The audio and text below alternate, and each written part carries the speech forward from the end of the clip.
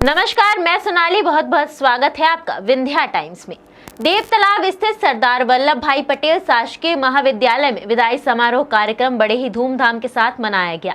कार्यक्रम में मुख्य अतिथि विधायक गिरीश गौतम रहे। महाविद्यालय के संस्थापक प्राचार्य डॉक्टर हरिनारायण गौतम का विदाई समारोह बड़े ही धूमधाम से मनाया गया। कार्यक्रम की शुरुआत मां सरस्वती की प्रतिमा के समक्ष दीप प्रज्वलन के साथ हुई और विधायक गिरीश गौतम और अन्य अतिथियों का गर्मजोशी से स्वागत किया गया।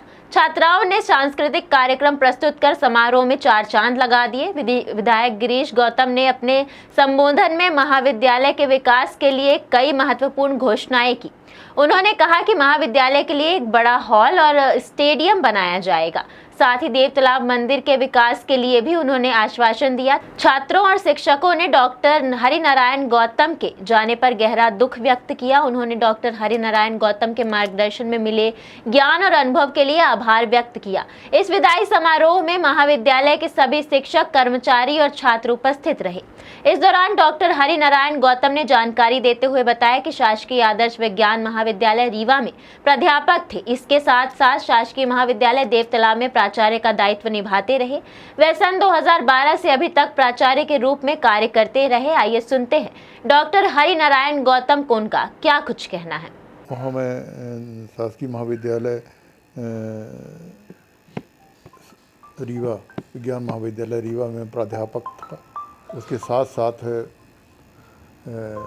शासकीय महाविद्यालय देवतालाब में मैं प्राचार्य का दायित्व निभाता रहा सन 2012 से, और अभी तक कुल 12 साल से ऊपर हो गए मैं वहाँ प्राचार्य के रूप में काम किया।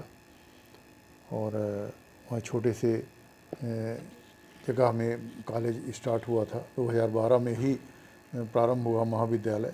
मैं वहाँ का संस्थापक प्राचार्य हूँ। और उसके बाद विगत 2021 में नया महाविद्यालय बना, जहाँ पर आज की डेट में महाविद्यालय संचालित हो रहा है। पिछले वर्ष वहाँ पर पीजी की कक्षाएं भी प्रारंभ हो गई। 4 विषय में साइंस, 5 विषय में आर्ट की स्नातकोत्तर कक्षाएं प्रारंभ हो गई हैं। पूरा श्रेय उसका वहाँ के भूतपूर्व विधानसभा अध्यक्ष, वर्तमान विधायक श्री गिरीश गौतम को जाता है। उन्हीं के प्रयास से महाविद्यालय की स्थापना हुई, उन्हीं के प्रयास से महाविद्यालय का नया भवन बना, और उन्हीं के प्रयास से ही आज वहाँ पर स्नातकोत्तर कक्षाएँ चल रही हैं। जब हम प्रारंभ में महाविद्यालय प्रारंभ किए थे तो मात्र बीए की कक्षाएँ चलती थीं। 2012 में वहाँ पर मात्र 55 छात्राएँ पठन पाठन कर रहे थे। धीरे धीरे वहाँ की स्थितियाँ बढ़ती गईं और 2019 में वहाँ विज्ञान संकाय भी प्रारंभ हुआ और बीएससी की कक्षाएँ चलने लगी। और उसके बाद वहाँ की छात्र संख्या 1500 से ऊपर हो गई। पिछले वर्ष एमए और एमएससी की कक्षाएँ प्रारंभ हुई, जिससे अब छात्रों की संख्या बढ़ कर के 2000 के लगभग पहुँच चुकी है। और महाविद्यालय उत्तरोत्तर वृद्धि करता जा रहा है। वहाँ पर अच्छे टीचर हैं। रेगुलर टीचर तो सिर्फ एक हैं, बकाया सब अतीत विद्वान ही हैं। मगर वो अतीत विद्वान इतने मेहनती हैं, इतने लगनशील हैं महाविद्यालय के प्रति कि पठन पाठन में कोई कमी नहीं आती। जो भी महाविद्यालय के कार्य है उसमें बढ़ चढ़ के वो हिस्सा लेते हैं। कुल मिला के कहा जाए कि महाविद्यालय का जो स्थिति है, पूरा श्रेय वहाँ के अतीत विद्वानों को ही है। सभी अतीत विद्वान रीवा से जाते हैं, पठन पाठन करते हैं, 5-6 घंटा रहते हैं वहाँ पर। कई बार वहाँ पर निरीक्षण दल भी गया, पर कभी कोई कमी नहीं पाया महाविद्यालय में, जिसका पूरा श्रेय मैं महाविद्यालय परिवार को ही देता हूँ, वहाँ के स्टाफ को देता हूँ, वहाँ के शिक्षक को देता हूँ। आज माननीय जी कार्यक्रम में सम्मिलित हुए थे श्री गिरीश गौतम जी, वहाँ के विधायक और भूतपूर्व विधानसभा अध्यक्ष वहाँ आए थे।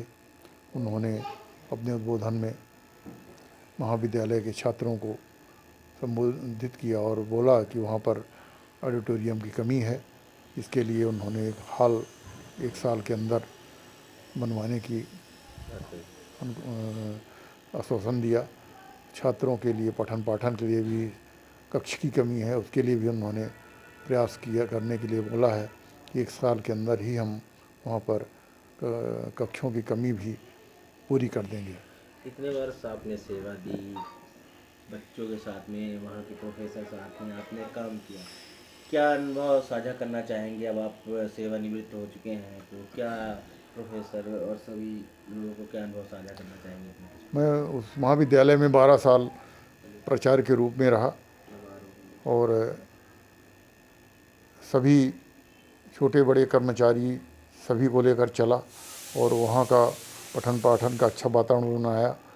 उस रीजन में 80% के करीब छात्राएं हैं जो वहाँ एडमिशन लेती हैं। छात्र मात्र 20% ही लेते हैं जो कि बाहर बकाया छात्र पढ़ते होंगे, बाहर जाते हैं। वहाँ की छात्राओं का कहना ये है कि हम लोग महाविद्यालय जब नहीं था तो 8वीं 10वीं तक पढ़ाई करने के बाद और अपने घर बैठ जाते थे, और महाविद्यालय बन जाने से हम लोगों की बहुत सुविधा हुई है। इसी के परिणाम है कि वहाँ पर 80% से ऊपर छात्राएं हैं। अगर कहा जाए तो एक तरह से गर्ल्स कॉलेज दिखता है वो महाविद्यालय। तो हम वहाँ के स्टाफ से, शिक्षकों से, छात्र छात्राओं से अनुरोध करते हैं कि जो अपनी पाठ्यक्रम है उसके अलावा भी वहाँ पर मूल्य आधारित शिक्षा दी जाए। छात्रों में ऐसा मूल्य आधारित शिक्षा डेवलप की जाए कि छात्र उन मूल्यों में ईमानदारी हो गई, अनुशासन हो गया, सम्मान की भावना है, बहुत सी बातें हैं, सब उनके अंदर आए जो कि उनको आज के बाहर की दुनिया में जाने पर मदद करे। साथ ही साथ शिक्षा के साथ संस्कार भी आवश्यक है। संस्कार युक्त छात्रों को बनाना है जिससे उनका पर्सनालिटी डेवलपमेंट होगा और ये सभी चीज़ें उनमें निर्मित होंगी। और जब छात्रों में शिक्षा और संस्कार दोनों एक साथ रहेंगे, वही छात्र पढ़ के आगे देश के नागरिक बनेंगे और तभी समाज का विकास होगा, तभी परिवार का विकास होगा और कुल मिला के उसके बाद ही देश का भी विकास होगा। जब छात्रों को शिक्षा और संस्कार दोनों साथ साथ दिया जाए, और इसका काम वहाँ की शिक्षक ही कर सकते हैं।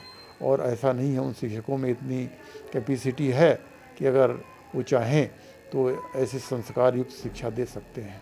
यही मेरा छात्रों को संदेशा है और वहाँ के शिक्षकों को।